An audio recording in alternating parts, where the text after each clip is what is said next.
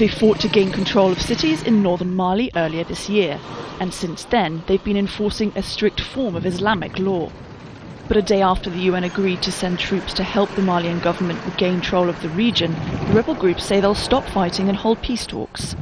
Ansar Dine, one of the armed al-Qaeda-linked groups in the area, and MNLA, the Azawad National Liberation Movement, say they will refrain from all action likely to generate confrontations and all forms of hostility in the zones under their control, and do everything necessary to get this commitment respected. The rebels are strongly against a UN Security Council decision to send troops into northern Mali. The UN passed the agreement on Thursday that allows an African-led force to use, quote, all necessary measures. Mali welcomes the adoption of the resolution, which reflects the commitment of the international community to fight against terrorism and organised transnational crime. But there are strong guidelines to the Security Council's ruling. A military force made up of ECOWAS or West African nations may only be used once political efforts have been exhausted. In the meantime, international forces, including those from European countries, will help train Mali's army.